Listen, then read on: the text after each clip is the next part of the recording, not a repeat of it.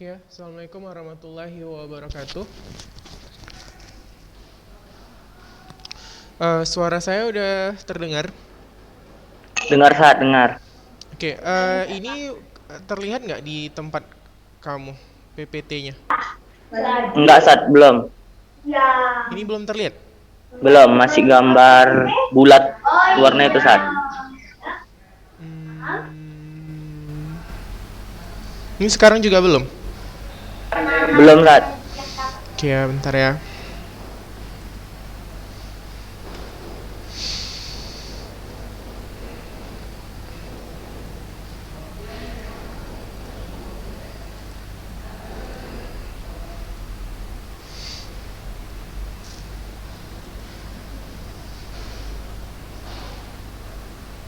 Ini udah, kan?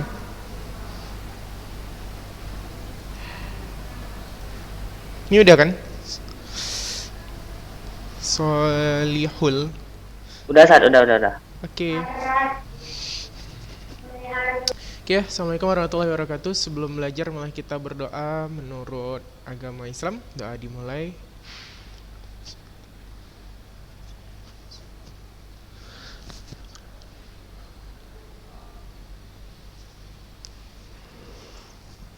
Oke, doa selesai. Nah, hari ini kita akan lanjut ke teks terakhir. Jadi mudah-mudahan ini adalah teks terakhir di semester 2 kelas 10. Jadi adalah namanya puisi. Jadi kan dia budgetnya 1 bulan itu 1 teks. 1 semester itu hanya ada 4 teks. Karena kan kalian sejatinya 1 semester itu sebenarnya aktifnya hanya 4 bulan. Jadi mudah-mudahan di April ini kita akan bahas puisi, lalu nanti mungkin di akhir April atau awal bulan 5 kita sudah ujian. Nah, eh, di puisi itu kan sebenarnya adalah bentuk padatan kata-kata yang sifatnya konotatif. Jadi intinya puisi itu biasanya maknanya jarang sebenarnya, terus mengandung majas, dan dia salah satu jenis bentuk sastra atau karya sastra yang nilainya bait per bait. Jadi karya sastra itu lebih sering itu dibuat secara bait per bait gitu. Jadi kalau misalnya drama kan dia bentuknya dialog, kalau misalnya cerpen kan bentuknya paragraf atau prosa gitu kan. Nah itulah dia sifat dari puisi tadi gitu. Jadi dia bentuknya bait per bait. Nah lalu si puisi itu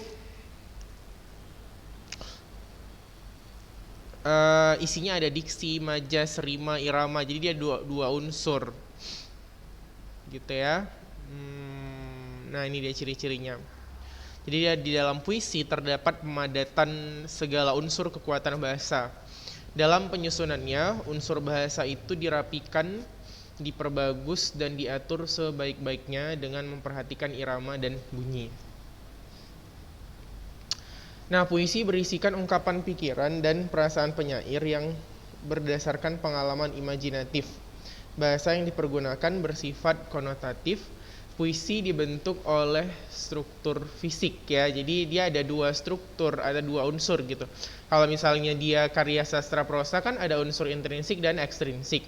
Nah, kalau si puisi ini dia terbagi 2 juga. Cuma dia unsur yang berkaitan dengan teks namanya unsur fisik, sementara unsur di luar teks atau yang dibacakan itu namanya unsur batin gitu. Jadi kalau misalnya dalam prosa atau drama kan unsur intrinsik itu kan yang nampak dalam teks juga. Di dalam puisi namanya intrinsik itu unsur fisik. Sementara kalau yang di luar teks kan biasanya kalau prosa itu dia namanya unsur ekstrinsik. Kalau dalam puisi unsur batin namanya. Unsur batin itu adalah unsur yang tampak ketika ia dibacakan. Misalnya itulah di dalamnya ada tema, amanat, perasaan, nada, dan suasana. Nah ini kalau bisa dicatat yang unsur fisik dan batinnya ya. Jadi karena dia unsur fisik, dia bisa kita lihat langsung dalam kajian teksnya gitu. Nah ini unsur fisik. Yang pertama ada diksi. Nah, diksi itu adalah pemilihan kata. Jadi pemilihan kata itu sebenarnya ada beberapa bagian, saya tulis di chat ya. Jadi diksi atau pilihan kata itu ditulis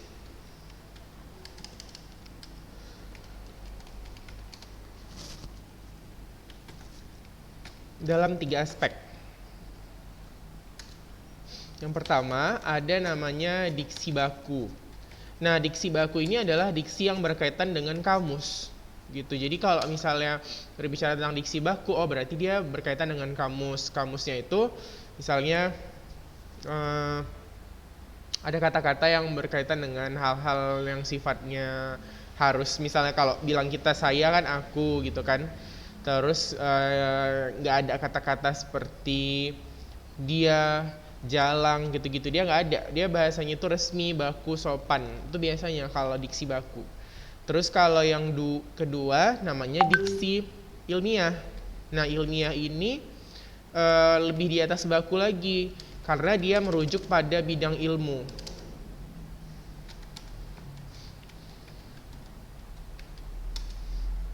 Misalkan kita pernah baca puisi, dia bercerita tentang agama aja atau tentang ekonomi saja. Rakyat hari ini lapar, lapar nasi, lapar jiwa, lapar kehidupan gitu kan.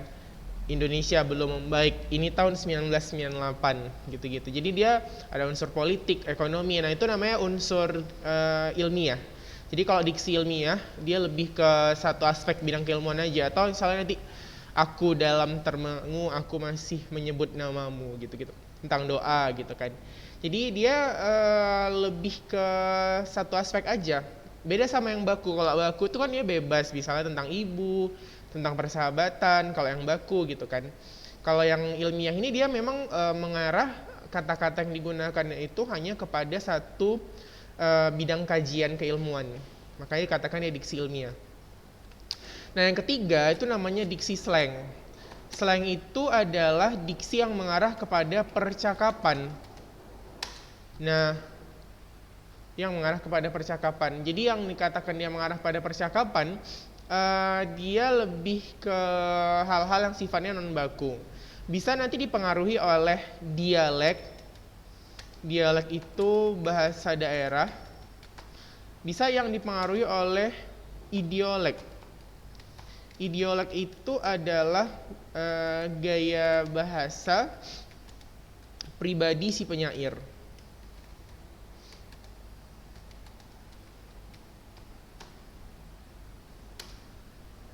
Nah, itu dia. Jadi banyak hal yang mempengaruhi slang atau percakapan. Bahasa percakapan bisa nanti mungkin beda cara orang Melayu buat puisi karena mungkin Melayu itu lebih banyak apa ya? Mendayu-dayu gitu, banyak pengantarnya. Beda sama orang Padang yang mungkin sifatnya lebih lugas gitu. Mungkin di Batak beda lagi dan sebagainya gitu. Jadi namanya slang itu dia pasti dipengaruhi oleh salah satu unsur gitu. Unsur apa ya? Mungkin unsur yang berkaitan dengan bidang kajian kesosialan seperti suku maupun gaya bahasa pribadi penyair. Karena yang namanya penyair itu pasti punya gayanya masing-masing. Misalnya kalau Chairil Anwar itu dia terkenal dengan ekspresionismenya. Kalau nanti dia si W.S. Rendra misalnya dia lebih ke hal-hal yang sifatnya romantisme gitu-gitu. Kalau nanti Umar Khayyam atau Buya Hamka dia lebih ke yang sifatnya agama gitu. Pokoknya dia pasti adalah gaya bahasa pribadi si penyair yang lebih dominan dalam proses penulisan puisinya. Jadi kita bisa tandai gitu. Oh, ini puisi si W.S. Rendra nih. Oh, ini puisinya si Taufik Ismail nih. Oh, ini beda lagi gitu kan. Jadi dia harus punya ciri masing-masing. Nah, itu yang dikatakan sebagai slang. Jadi yang dikatakan bahasa slang itu mungkin kalau di buku-buku kalian baca itu maknanya berarti penggunaan diksi yang tidak baku. Padahal bukan masalah tidak baku, tapi dia diksi percakapan. Yang mana namanya bahasa lisan itu pasti dipengaruhi oleh dialek dan idiolek. Namanya ketika kita berbicara sama teman aja, itu pasti ada pengaruhnya dengan suku dia, dan gaya pribadi dia gitu. Mungkin kalau orang Batak bicara itu agak tegas gitu kan. Nah itu namanya dialek. Kalau ideolek itu mungkin pribadi orang lah. Ada yang dia mungkin cara penyampaiannya itu ada yang banyak menggunakan kata baiklah mungkin gitu kan. Pokoknya ciri masing-masing orang pasti ada gitu. Nah itulah dikatakan sebagai bahasa slang. Jadi sebenarnya slang itu adalah bahasa perpaduan antara dialek dan idiolek. Nah selanjutnya dalam proses penulisan puisi kita juga mengenal istilahnya pengimajian. Nama lain pengimajian ini bisa juga disebut pencitraan. Jadi kalau misalnya kita lihat pengimajian, dia lebih ke hal-hal yang sifatnya berkaitan dengan alat indera. Alat indera kita kan ada pendengaran, penglihatan, pengecap, terus apa lagi ya, perabaan gitu kan. Ya jadi kalau misalnya di sebuah puisi ada seperti ini. Di atas meja itu terdapat secangkir kosong harapan. Nah, cangkir itu kan kita lihat. Maka imaji atau citra, image-nya puisi itu adalah penglihatan.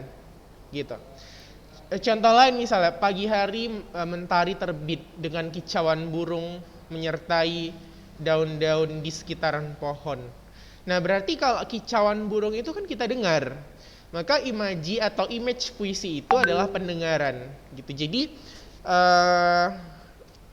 namanya image atau pencitraan itu selalu berkaitan dengan dominansi alat indera yang digunakan dalam puisi tersebut. Bisa mungkin dalam satu puisi itu ada dua image-nya, ada dua alat indera yang digunakan. Cuman pasti ada nanti yang satu dominan. Nah itulah namanya pengimajian. Kurang lebih seperti itu. Oke? Untuk diksi dan image dulu, ada pertanyaan nggak? Nggak ada? Kalau ada boleh ditulis di chat ya, atau dihidupkan mikrofonnya. Saya tidak paham di bagian ini, karena ini sampai UN pun nanti, sampai mungkin ada AKM atau ujian-ujian nanti, pasti namanya unsur fisik dan batin ini harus kamu pahami.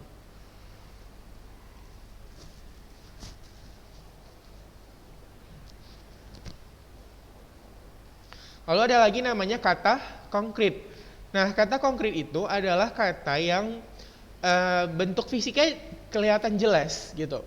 Misalnya matahari, terus bunga, terus kursi, meja. Pokoknya kalau kita bisa gambarkan bentuk fisiknya itu namanya kata konkret. Jadi kata konkret itu adalah kata yang membangkitkan imaji. Kenapa bisa membangkitkan imaji? Karena bentuknya itu jelas, bisa kita bayangkan, bisa kita lihat, bisa kita pegang. Mungkin kalau kayak matahari nggak bisa kita pegang lah, tapi bisa kita tahu lah bentuk matahari itu bagaimana gitu ya. Nah itu tetap digolongkan ke dalam kata konkret. Yang dikatakan bukan kata konkret yang bagaimana? Misalnya seperti keramahan, kebijaksanaan. Kan nggak ada bentuk kebijaksanaan itu bulat segitiga peta. Coba tanya, kayak mana sih bentuk kebijaksanaan? Nggak ada bentuk fisiknya gitu. Atau misalnya cinta, gimana bentuk fisik cinta? Love? Enggak gitu. Atau mungkin jajar genjang atau segitiga? Enggak kan gitu. Nah itu namanya bukan kata konkret. Kenapa? Karena benda-benda itu dikatakan sebagai nomina abstrak atau sesuatu yang kita tidak bisa gambarkan bentuk fisiknya gitu ya. Makanya kalau yang dikatakan kata konkret, misal ada keluar soal atau di try out atau dimanapun, carilah sesuatu yang secara fisik itu ada, bisa kamu gambarkan. Nah, itulah namanya kata konkret. Selanjutnya bahasa figuratif atau majas. Nah mungkin kalau majas dari SD pun udah pernah dengar lah ya. Cuman mungkin kalau SMA pertambahan jumlahnya aja gitu. Ya sederhananya daripada pengertian ini, majas itu sebenarnya adalah penggunaan kata konotatif. Konotatif itu adalah kata yang tidak bermakna sebenarnya. Jadi ketika kamu menuliskan atau menggunakan majas, berarti sudah pasti itu bukan makna yang sebenarnya. Nanti dibagi-bagilah lagi kan, yang paling sering-sering muncul. Saya tulis ya di chat. Ini tulis di buku catatan ya. Yang saya tulis-tulis di chat ini adalah hal-hal yang mungkin nggak ada di buku gitu. Jadi coba sering dicatat aja. Pasti nanti suatu saat penting. Nah jadi majas itu secara bentukan yang sering-sering muncul tuh ada namanya simile. Simile itu dia perbandingan langsung. Perbandingan dengan menggunakan kata bak seperti, terus ibarat. Nah, ini ciri simile. Terus ada lagi namanya sinekdoche. Nah, sinekdoche ini mungkin kamu sudah pernah baca di buku. Sinekdoche itu terbagi dua. Ada yang tipe pars pro toto. Ada yang tipenya itu totem pro parte. Tuh saya tulis di chat. Jadi pars pro toto ingat aja, part pro total. Jadi ada bagian kecil yang menggantikan bagian total. Misalnya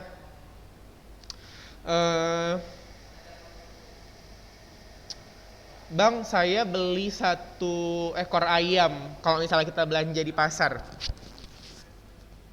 Maka kamu pasti nggak beli ekor ayamnya aja, pasti keseluruhan badannya gitu kan. Nggak mungkin kan, Bang saya beli 1 ekor ayam, saya potong ekornya aja ya gitu kan, nggak gitu. Atau misalnya, Bang harga tiket bioskop itu per kepala 10.000, kan bukan kepalanya aja yang masuk bioskop, tapi satu badannya gitu kan.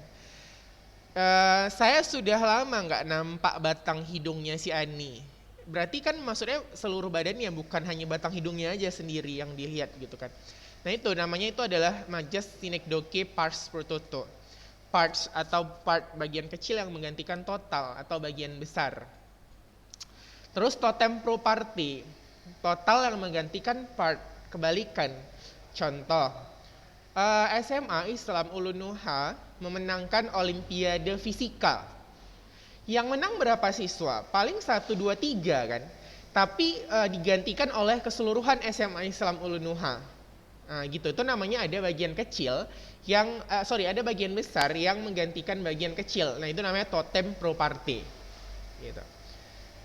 Contoh lain misalnya, Indonesia memenangkan medali emas. Yang menang mungkin bukan seluruh Indonesia, cuma 1, 2 orang. Tapi digantikan oleh seluruh Indonesia perwakilan gitu. Nah itulah namanya total yang menggantikan part kecil, totem pro parte. Itu sering muncul ya. Terus metafora udah tau lah, dia biasanya perbandingan yang menggunakan kata adalah atau langsung aja gitu. Misalnya aku ini adalah bintang kelas, nah itu metafora. Dia binatang jalang, nah gitu. Itu metafora tuh.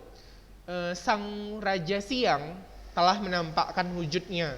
Nah itu matahari kan maksudnya, itu metafora yang gitu-gitu. Terus litotes. Litotes itu adalah majas yang kata kuncinya merendah. Rendah untuk meroket gitu ya kan, karena sering kita dengar gitu. Ini salah gini, datanglah ke rumah saya yang sederhana ini. Kata dia sederhana, padahal rumahnya mungkin 15 tingkat gitu kan. Nah itu namanya litotes. Tuh.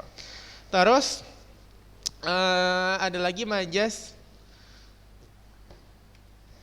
antitesis. Antitesis ini majas struktural. Dia misalnya ada kata tidak, tetapi, terus bukan, melainkan. Nah itu dia. Terus ada lagi majas personifikasi, ini juga sering ya. Personisasi. Person itu kan orang artinya kan. Isasi itu proses. Jadi proses membuat sesuatu tampak seperti orang, padahal bukan orang. Misal, saya tulis dulu ya, membuat sesuatu tampak seperti orang. Jadi misalnya gini, angin di sudut ruangan itu menyapa ke arahku. Pohon kelapa di pinggir pantai melambaikan senyuman. pena itu menari di atas kertas. Nah, itu namanya personifikasi. Jadi seolah-olah ada benda mati yang kesannya hidup gitu. Itu namanya adalah personifikasi. Hiperbola. Kalau hiperbola ini mungkin tahu lah, biasa lah. Apalagi kalau kamu suka yang gombal-gombal, nah itu hiperbola. Hiperbola itu adalah berlebihan, alay gitu kan. Jadi dia berlebihan itu misalnya gini, suaranya menggelegar, besar, membelah angkasa. Nah itu hiperbola. Contoh lain lagi misalnya darahnya mengalir menganak sungai, itu hiperbola. Jadi dia seolah-olah membuat kata itu atau makna itu menjadi sangat berlebihan. Nah, hiperbola ini kalau di secara struktural ada pasangannya, jadi sering muncul di soal karena mirip. Secara struktural, hiperbola itu disebut sebagai pleonasme. Kenapa? Karena pleonasme itu juga berlebihan maksudnya, tapi secara struktur. Contoh gini, dia sangat pintar sekali. Nah, itu secara struktur berlebihan, karena udah sangat sekali lagi. Atau, apa ya, kami disuruh maju ke depan. Kalau udah maju pasti ke depan kan. Pernah orang bilang maju ke belakang, atau aku jatuh ke atas. Nggak pernah, pasti jatuh itu ke bawah. Turun itu pasti ke bawah gitu kan. Nah itu namanya majas yang berlebihan atau struktural, namanya pleonasme. Jadi kalau kamu bilang, kak saya mau naik ke atas gitu, naik ya udah pasti ke atas lah, mana ada naik ke bawah gitu kan. Nah itu namanya secara pleonasme. Terus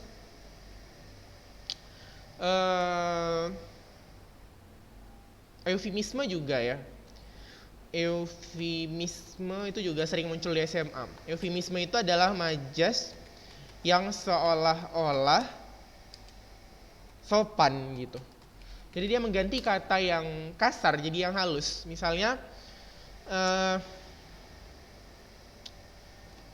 kalau kita bilang orang idiot, kan ada ya istilah idiot itu namanya tunadaksa atau cacat mental. Kalau misalnya kita bilang tetangga kita lah misalnya ada anaknya idiot, walaupun itu fakta benar adanya, kalau kita bilang bu anak ibu idiot ya gitu, pasti gimana pun orang tuanya pasti tersinggung, walaupun itu mungkin faktanya benar gitu. Tapi kan lebih sopan kalau kita bilang bu anak ibu mengidap tunadaksa ya. Nah gitu, itu namanya dia lebih sopan. Tunadaksa itu maksudnya cacat mental. Atau misalnya, coba lo kau kasih sedekah itu sama gelandangan di luar, pasti gelandangannya pun sakit hati walaupun sedekahnya banyak. Tapi kita ganti jadi tunawisma. Nah itu namanya majas eufemisme. Mengganti kata-kata yang kalau terdengar rasanya kasar menjadi kata-kata yang lebih halus. Nah itu adalah majas eufemisme. Atau misalnya dia berubah akal sejak anaknya meninggal. Berubah akal itu maksudnya gila gitu. Kalau kita bilang langsung gila kan pasti mungkin, kasar kali orang ini gitu kan. Kita ganti jadi berubah akal. Nah proses pergantian itulah yang namanya disebut sebagai majas eufemisme. Gitu dia. Oke? Nah terus ada majas metonimia namanya. Metonimia itu adalah majas kata kuncinya merek gitu. Jadi kamu menggantikan benda tertentu dengan sebuah nama merek. Contoh gini, kamu tadi pagi sikat gigi pakai Pepsodent ya gitu kan. Padahal mungkin nggak Pepsodent yang kamu pakai, bisa aja entah apalah gitu merek pasta gigi yang lain, entah dia Enzim, entah Sensodyne, entah apalah gitu. Tapi kita gantikan pakai merek itu namanya majas metonimia, gitu ya. Terus kalau kamu lihat teman kamu misalnya minum air mineral di kantin, pasti kamu bilang, aku tadi nampak si Budi minum aqua lah gitu. Padahal bukan aqua mungkin yang diminumnya, entah Ades, entah Tari, entah apa gitu kan. Tapi kita bilang aqua karena aqua yang terkenal. Atau misalnya kamu bilang lagi ayah keluar kota naik Garuda. Garuda maksudnya merek pesawat gitu kan.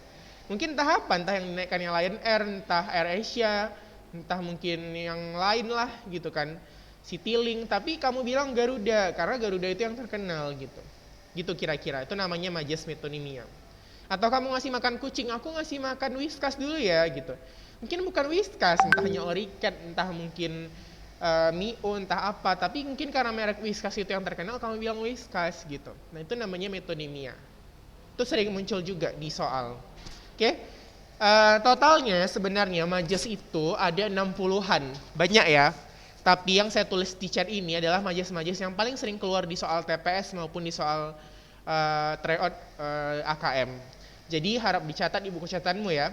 Karena kalau kamu hafal semua majas yang ada di internet dan di buku, pasti kamu bakal berlupaan gitu karena banyak gitu. Jadi hafal yang paling sering-sering keluar aja.